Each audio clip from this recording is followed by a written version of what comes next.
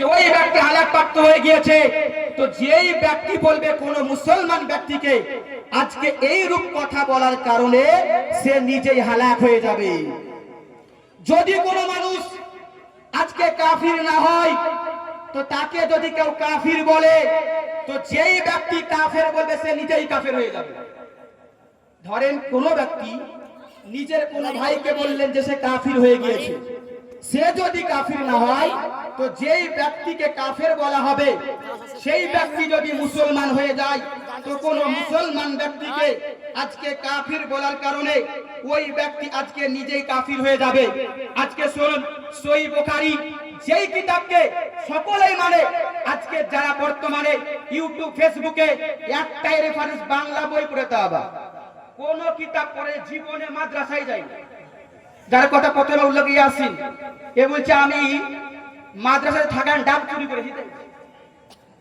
বুঝতে পারলেন না মনে হয়, বুঝছে মাদ্রাসাতে থাকার ডাব চুরি করেছি। ইউটিউবে সার্চ দেন, যদি না থাকে তো আমি জীবনে জাতির সামনে বক্তব্য দেব না, নিজের কথা। তো একটা গুনাহ করা এটা হচ্ছে পাপ। যেই ব্যক্তি গুনাহকে প্রকাশ করবে সে আবার পাপ করছে।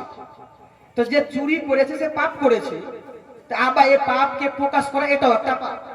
তো স্টেজে এসে নিজের পাপ বাড়াচ্ছে, যে মানুষকে বলছে নিজের কিছু তো জ্ঞান নাই, মানুষকে বলে 2 ঘন্টাতে পার করতে হবে।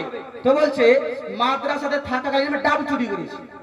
রিসেন্ট একটা কথা বলছে যে মাদ্রাসাতে হুজুরদের খাবার আসতে সে খাবারকে চুরি করে খেয়ে নিতে। এরা বক্তা, ওদের বক্তার কথা বলছে আপনাকে জান্নাতি বক্তা চিনাছি। ওই ব্যক্তি আমাদেরকে বলছে যারা মাজার জিয়ারত করে তারা হচ্ছে কাফির।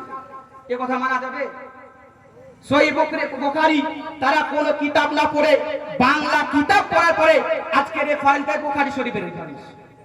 তার বাপ পড়তে পারবে না সহিহ বুখারী কাকে বলে, এক লাইন খুলে দেন না, আরবি থেকে পড়তে পারবে না।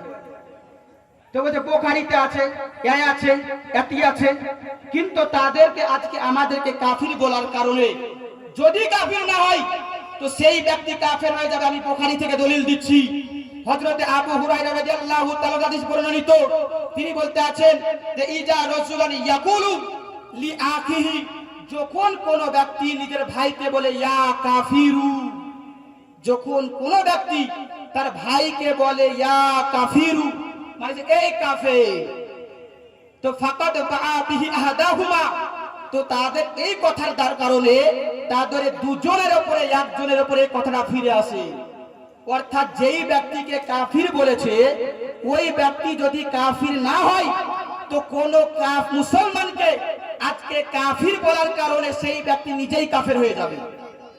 তো যদি কোন ব্যক্তি মুশরিক না হয়, তাকে যদি কেউ মুশরিক বলে, আজকে মাজার জিয়ারত করাকে যদি আজকে মুশরিক প্রমাণ না করতে পারে, যেই ব্যক্তি মাজার জিয়ারত করে এই মাজার জিয়ারত করার কারণে যদি সেই ব্যক্তি আজকে মুশরিক না হয়, সেই ব্যক্তি যদি আজ কাফের না হয়, তো যেই ব্যক্তি বলবে সে কাফের হয়ে গিয়েছে মাজারকে জিয়ারত করার কারণে, তো কোন সুন্নতি আমলকে আজকে কুফর বলার কারণে, কোন ইসলামের জ্ঞানকে আজকে কোন ইসলামের কথাকে আজকে কুফর বলার কারণে সেই ব্যক্তি নিজেই মুশরিক কাফের হয়ে যাবে। জোরে বলি সুবহানাল্লাহ। তো আজকে যদি আমরা কাফির না হই, আমি প্রমাণ করব যে আজকে কবর জিয়ারত করাটা হচ্ছে নবী মুস্তাফার সুন্নাত। নবী মুস্তাফা তিনি প্রথমে কবর জিয়ারত করতে নিষেধ করেছিলেন, কিন্তু পূর্বে যখন তিনি নিষেধ করেছিলেন তারপরে তিনি আবার সাহাবীদেরকে আজকে মাজারকে জিয়ারত করার জন্য তিনি হুকুম দিয়েছিলেন। জোরে বলি সুবহানাল্লাহ।